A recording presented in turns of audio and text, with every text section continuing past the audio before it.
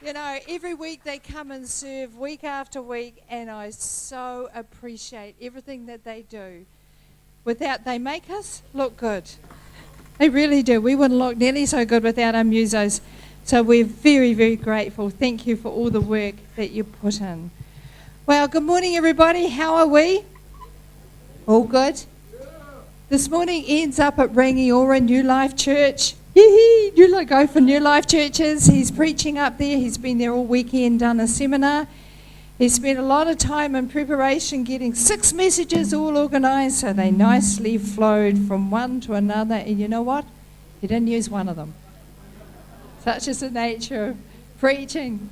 And he's had a great time. There's been a great sense of reception. Wherever Ian goes, he releases something of the kingdom of God in fresh measure. And there's been such a lovely receptive bunch, so he's excited about what's been happening with him and what's happening in the church there. So he sends his best wishes, and he'll be back later on tonight. Well, last weekend, those of you that were there would remember that I talked about the things that the enemy would do to dampen down fire in our lives. And one of the things that I picked up was that it's very easy. You know, Jesus didn't have a problem offending people. You know, and he didn't do it deliberately, but some of his comments would cause offence. And this morning, I want to just pick up some ways that can happen. It doesn't have to be hard to get offended at God. Often we don't realise that we get offended at God. But it just can happen so simply. Well, Kylie, crikey, I just managed to meet my targets this week. How'd you get on? Yeah, just made them Just too. made them? Yeah. Oh, crikey, man. After 25 years with this company, I still love this day. Me too. And I've only been here for 10 years. Yeah, that's good, eh? Yeah. What are you guys talking about? How long have you been here for, Brian? Actually, almost 3 months now. Well, Brian, Bob. Anyway, you know, this is the company's favourite day, bonus day. So I see you've got an envelope. How about opening that up and seeing what you got, mate? Yeah, based on how long you've been here, it could be as much as $6 or $7. Yeah, it's cool. Wow. $1,000. I'm going to buy a brand new scooter.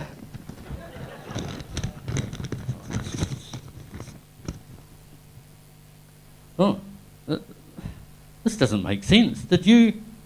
Yeah, same as the kid. Oh, me too. After 25 years? Yeah, it's not very fair. No, I don't think it's right. Didn't they do well? Come on, let's just give them a clap.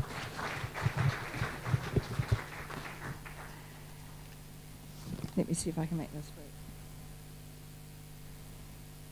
work. Okay. The story is a parable that one of the stories that Jesus spoke about in Scripture. The way that they taught in those days was to tell stories. A lot of Jesus' teaching, a third of them are in parable form, because it's a great way of catching people's attention. And if it taps into their emotions, into their situation, everybody gets hooked. It's absolutely a brilliant teaching way of doing it. And let's just read it through together. It's in Matthew chapter 20, verses 1 to about 15, I think. For the kingdom of heaven is like the landowner who went out early one morning to hire workers for his vineyard. He agreed to pay the normal daily wage and sent them out to work. At 9 o'clock in the morning, he was passing through the marketplace and saw some people standing around them, doing nothing. So he hired them, telling them that he would pay them whatever is right at the end of the day. So they went to work in the vineyard. At noon and again at 3 o'clock, he did the same thing. At 5 o'clock that afternoon, he was in town again and saw some more people standing around. He asked them, "Why haven't you been working today?" They replied, "Because no one hired us." The landowners told them, then go and join the others in my vineyard. And that evening he told the foreman to call the workers in and pay them, beginning with the last to the first. When those hired at 5 o'clock were paid, each received a full day's wage. When those hired first came to get their pay, they assumed that they would receive more. How many would assume that too? I think most of us would assume that, eh? But no, they were paid a day's wage.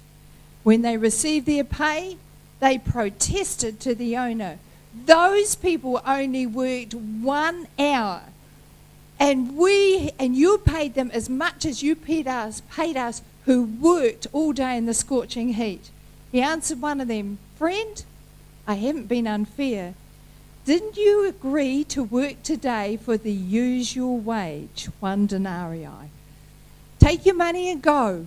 I wanted to pay this last worker the same as you. Is it against the law for me to do what I want with my own money? Should you be jealous because I am kind to others? So those who are the last will now be the first, and then those who are first will be last.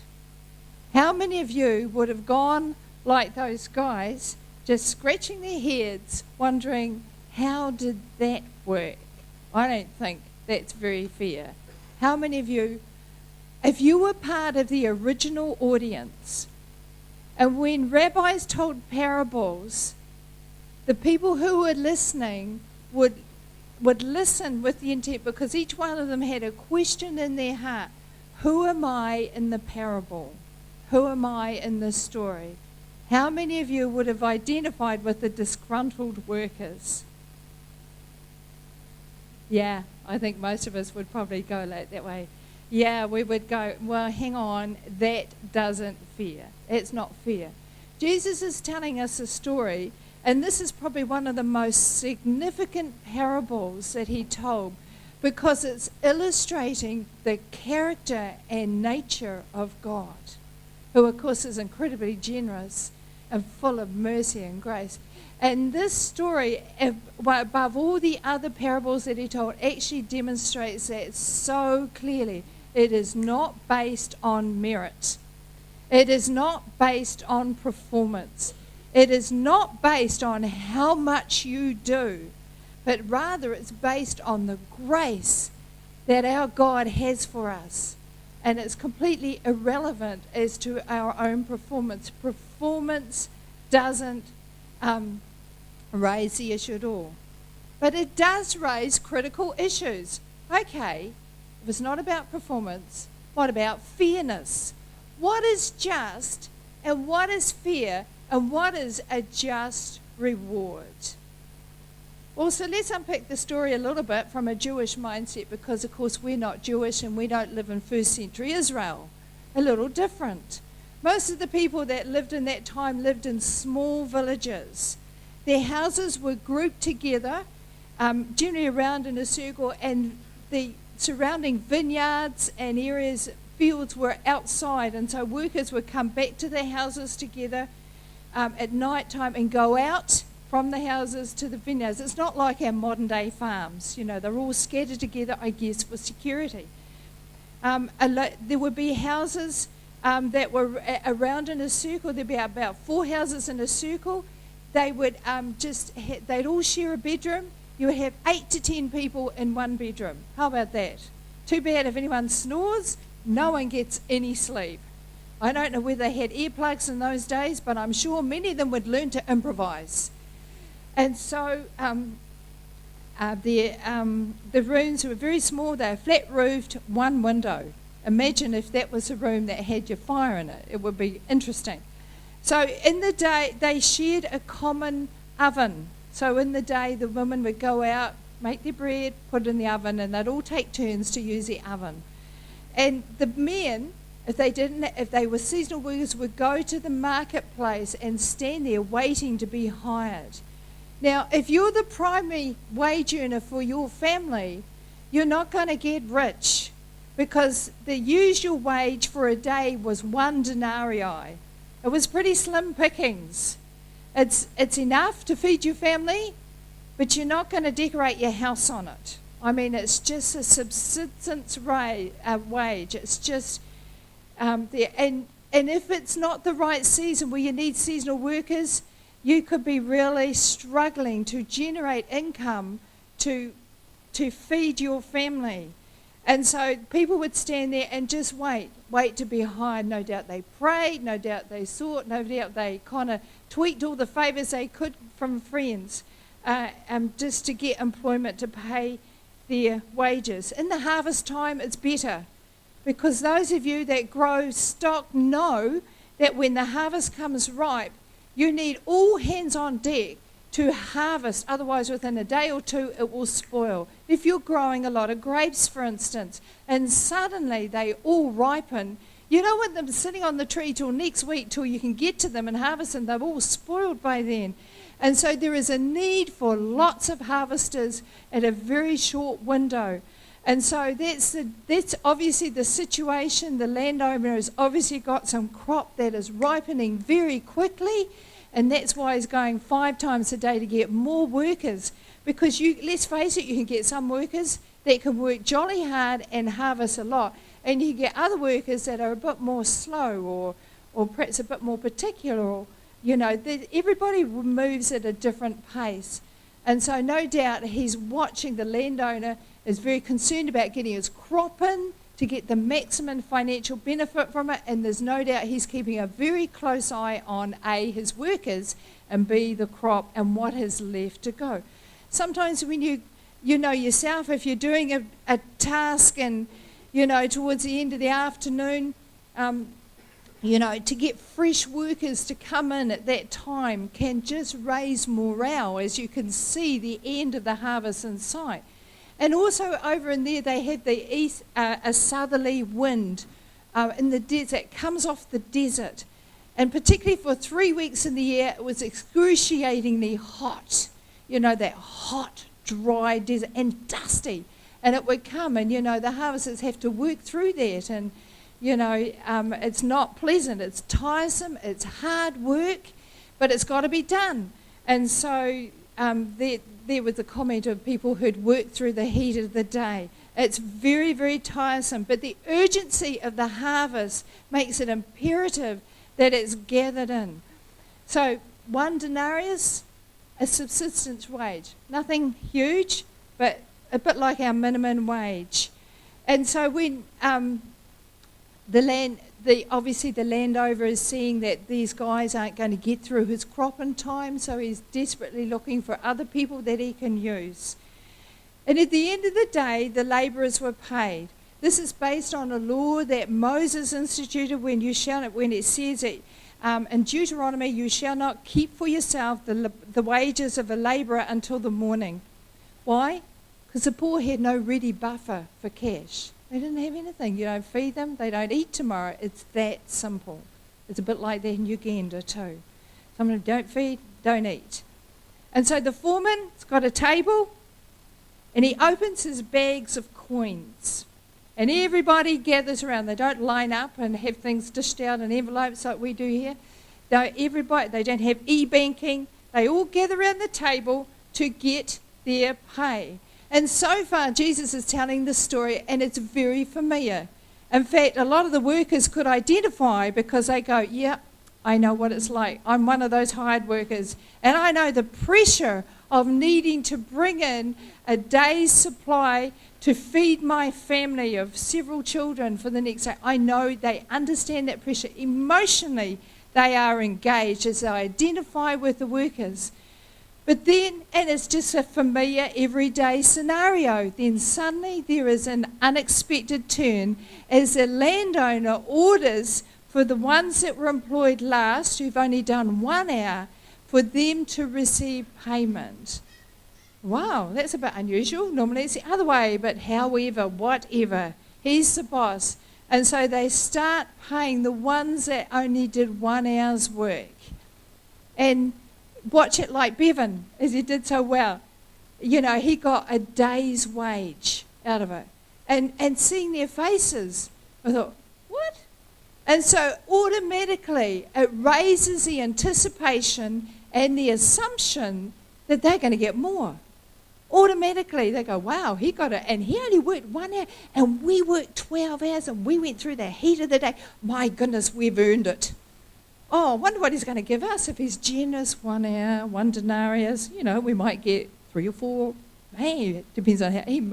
And their mind is ticking over the possibility of how much they might receive. But when they get their wage, 1 denarius, you can understand there's a little bit of angst that occurs with them. The tension is rising. And, you know, Jews are very good at making money. I mean, they're known for, you know, Jews make lots of money. We lived with one for a while. She's certainly very good at that sort of thing. And they know how to handle money, and they know about wages. And so immediately there's this rise of tension in the atmosphere as people look almost with hostility at the workers that just came in for the last hour. And there's a whole sense of anger that is just suddenly in the atmosphere. And they march over to the landowner. Now, normally, the Jewish society is very polite. And something that you would expect them to say in that kind of setting would be something like, they would express their grievances, but still remember their manners. And they would be respectful, leading up to the point very, very carefully. Oh, Master, if I've found favour in your eyes, let me take it upon myself to speak to my master. Suppose it would be found that a man held back from his neighbour that which was owed him. Far be it from you to do such a thing.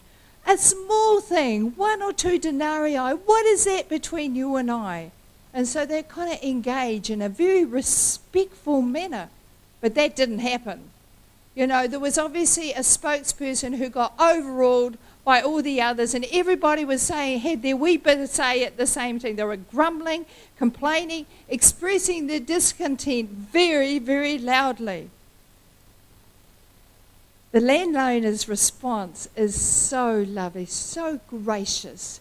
He stays calm with the onslaught of the frustration. He's not fazed. He listens to each one. And then he addresses the spokesman who should have said it on behalf of everybody else, but got overruled by everybody else's anger. And he said, friend, I've done you no wrong.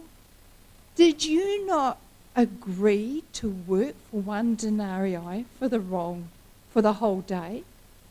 I don't think they signed a contract, but there was an agreement to work for 1 denarii for the whole day. Did you not agree to that? Isn't that what you agreed? And of course it just hangs there in the air. Yeah, we did. Oh, actually we did. That was our understanding. That was our understanding. And then he goes, am I not permitted to do with my money what I want to do? Ooh. That's a wee bit of a, oops. Yes, actually, we are getting over our boundaries a bit, telling you what you should be doing with your money, even though the anticipation was for a greater reward. Am I not allowed to do with my grace what I want to do? And then it just hangs in the air. Are you envious because I'm generous to them? Just hangs there. And that's the end of the story. We don't really know how that finished. But in the eyes of many, the grumblers had quite a justifiable point. They set up for a disappointment when the landowner started paying the last for the first. The context of this whole parable was that Jesus had been approached by the rich young man who came to him, who lived a very good life. You know, he obeyed all the law, the Torah law, and he did everything as it was commanded it to. And Jesus looked at him and he loved him. He absolutely loved him. And then he said, go and sell your possessions, give to the poor, and follow me. The very thing that young man loved more than God. And he watched sadly as the man looked down and turned away and walked away. That was the basis of this whole parable. And Jesus told this parable afterwards. The denarius that was paid is sufficient to provide food for the workers, as I said. But when the owner sees, the whole heart of the owner comes out. When he sees them, they come, and very likely he knows them. He knows their circumstances. Small village community, everybody knows everybody else's business. You know how it goes. If you've lived in a small community, that's the way it goes. And very likely he knows about this solo mum who's working, struggling to pay for a family. He knows about this other one who's looking after aged parents, and there's the extra pressure that is brought. And then he knows about this one who are going through relationship difficulties, and just they've got heaps of kids, and this is adding pressure. He understands about this one who's got a relative who's not well and, you know, is not able to contribute in a financial way. He'd know all these stories. And his heart is filled with compassion for those ones. He doesn't want them to go home and not have enough money to feed their children food for the next day. Normally they'd be paid pro rata according to the hours they work. Work 1 hour, get paid 1 hour. But he didn't want to do that. His heart was for not only the whole family, but the whole community because of the flow-on effect. He didn't have a little picture. He had the big picture. Sorry, Judy. I'm not sure what I've done. Oh, facing it the wrong way. That'll help. I'm not sure how well you can see there. It's peonies with mountains in the background. The ones that were focusing on the wage dispute were just looking at the little picture. You owe me. But the landowner was looking at the big picture. And so often we can get completely caught up with the little details that hold us back. We can get, well, what about my rights? You know, I deserve this. We get all caught up with, frankly, self. Whereas God is calling us, he's got a much bigger picture. He's looking at the health of the whole community, the whole body. It's not just about me, it's about us as the body. And not just this church, the body of Christ, in the community that we're in, where we're placed at this present time. The landowner had a bigger perspective. And it was for the whole community, not just for the disgruntled workers. I wonder if you would, what you would have felt like if you had been one of those leaders, one of those workers that was so profoundly blessed by that landowner. How would have you felt? First of all, you open up. You know, you receive your day's wage, a denarius. You look at that. And then suddenly you find that everybody else is not very happy about it. There's a sense of hostility and an anger that you've been so blessed. How would that make you feel? Maybe it makes you feel in the same way that some people feel if, you know, accuse others of being dole bludgers and they have no idea of the situations that they're in that would cause them to need the dole to survive. Maybe they could identify with that sense of humiliation and shame and embarrassment. Maybe they feel like that. And the landowner would be aware and angry that the blessing that was given to them is actually being stolen by the hostility of the other workers. It's sometimes in the church too. No, let's not go there. That's another bit. You know, the irony in this parable is that it was a fair payment. But it exposed, as Tony said, the heart of the labourers.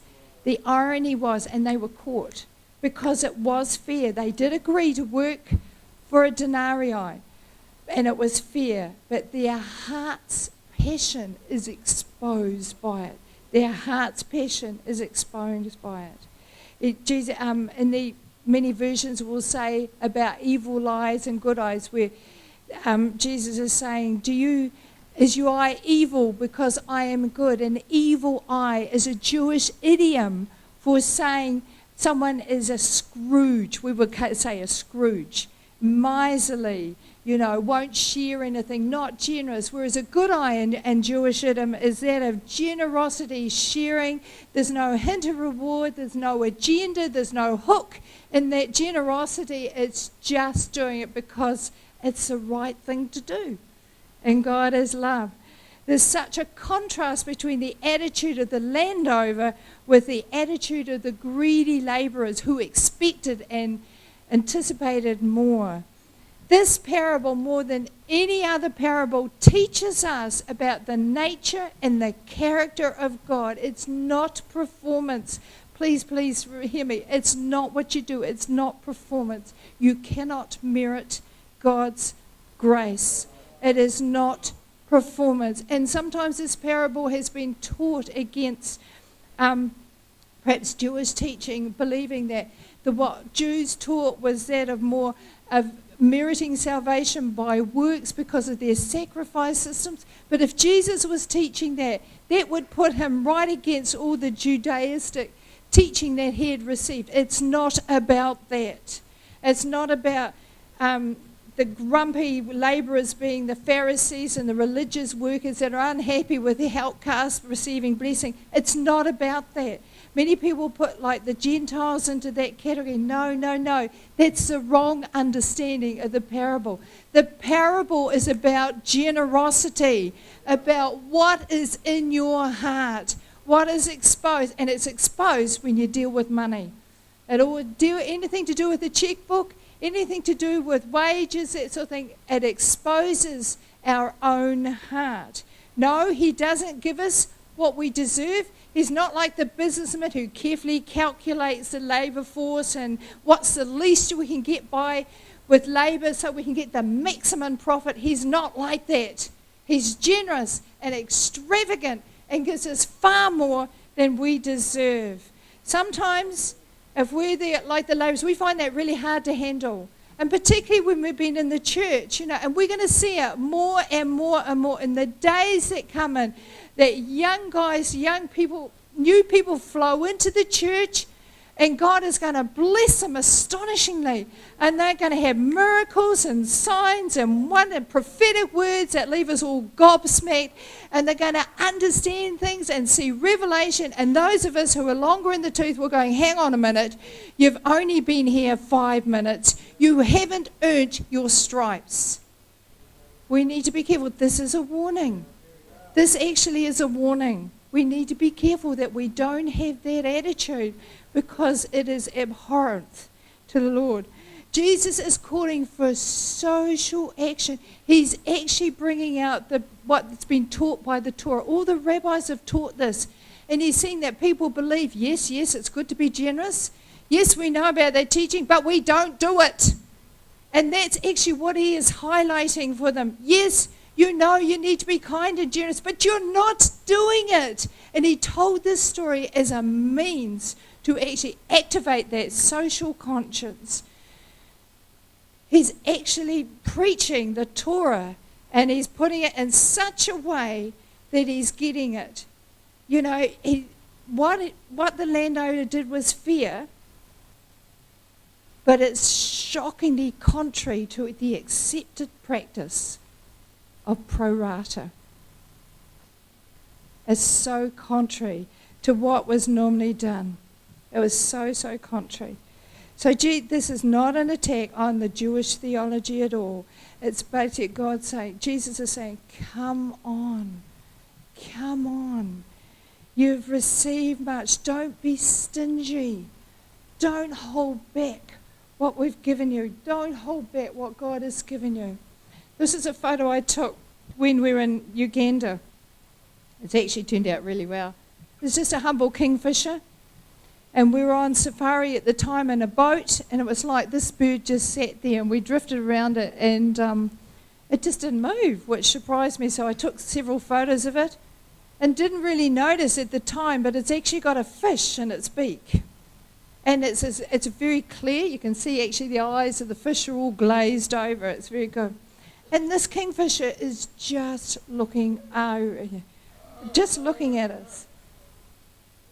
And when I consider that now, and Jane was up before and she spoke about the food for Ugandan kids, porridge, a humble bowl of porridge. $600 will feed the whole school for 2 months, Jane, or 3? 1 month. $600 will feed over 200 children breakfast for 1 month. Many of them, that will be their only meal.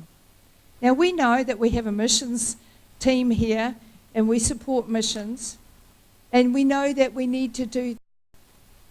But as a nation, we're incredibly blessed.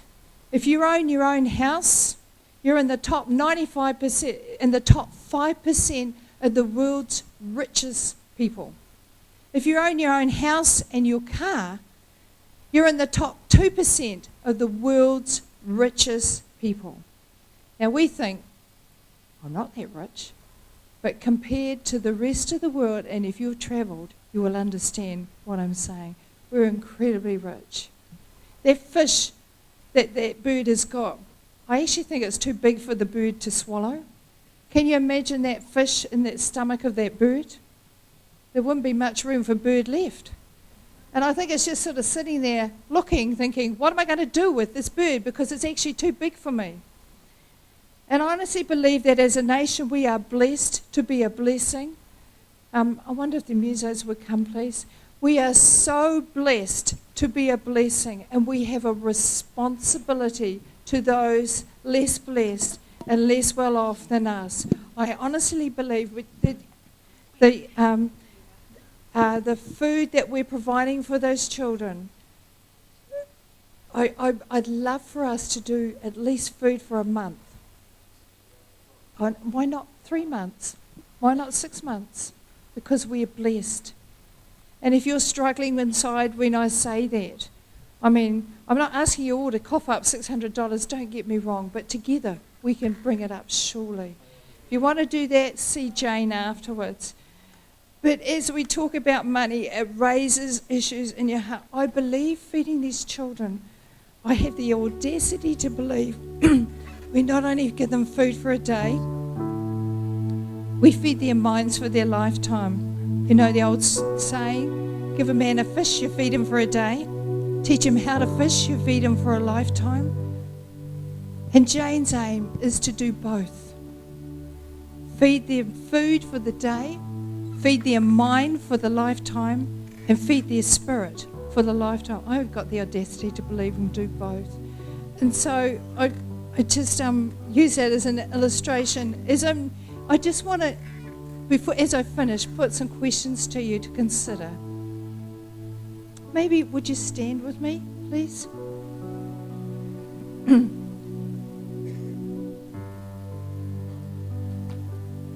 Let me just ask you, and I'm just asking you to ask God, prayerfully between you and Him.